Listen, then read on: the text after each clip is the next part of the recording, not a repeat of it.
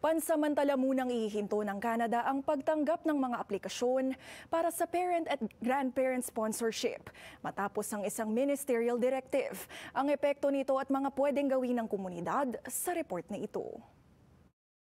Hindi na muna tatanggap ang Canada ng bagong parent and grandparent sponsorship applications. Ito ayon sa isang ministerial directive na inilabas ng Canada Gazette.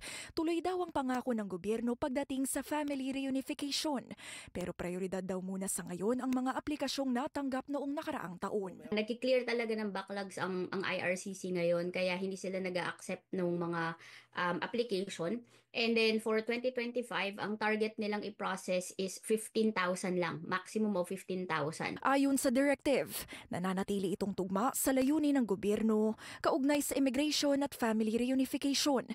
Pansamantala na ring itinigil ang mga bagong sponsorship sa ibang immigration streams para tugunan ang lumulobong backlog sa mga aplikasyon. Yung parents, grandparents sponsorship, ito yung binibigyan ng chance ang mga permanent residents, Canadian citizens, at saka yung mga ilang registered Indians para sponsor nila ang parents nila or grandparents nila bilang PR. So ang pasok ng mga pag na-approve ka dito, ang pasok ng parent mo o kaya naman ng grandparent mo ay PR. So syempre yung mga iba na kunwari bago kang approve na PR o kaya kaka-Canadian citizen mo lang and feeling mo afford ko nang kuhain yung parents ko or grandparents ko.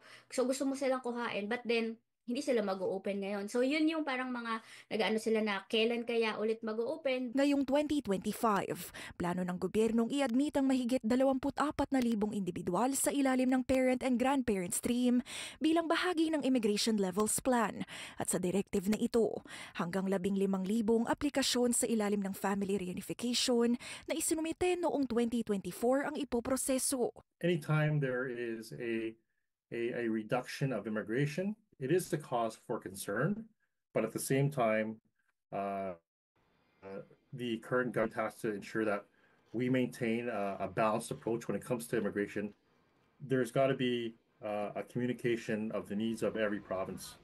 They really have to do a deep dive into what occupations are needed, what type of immigrations are needed, what type of streams are needed, so that it's beneficial for everyone in the Confederation. There's always going to be a need for immigration.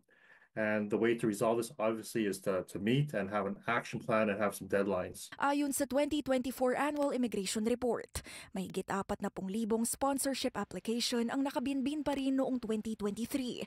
Dahilan kung bakit daw esensyal ang pansamantalang hakbang na ito para mabigyang pansin ng mga napag-iwanang aplikasyon. Meron namang another na paraan which is yung tinatawag nating super visa. Ito nga lang yung super visa para din ito sa parents at grandparents, no, Teresa. Pero ang kaibahan lang nito, yung parents grandparents kasi ay PR ang pasok ng iso-sponsor mo. Pero pag super visa, temporary resident visa lang yon. Para lang siyang pinahabang tourist visa. Ang kinagandahan with super visa compared to a regular visitor visa or tourist visa kung tawagin nila ay it's valid up to 10 years and then sa isang visit it can take up to 5 years yung validity and then without renewing. Tapos kapag nag-renew ka, you can extend it for up to maximum of 2 years. Whereas ang regular visitor visa, ang initial niyan is 6 months lang. And then you have to renew it. Karaniwang tumatagal ng 24 na buwan o 2 taon ang pagproseso ng sponsorship application.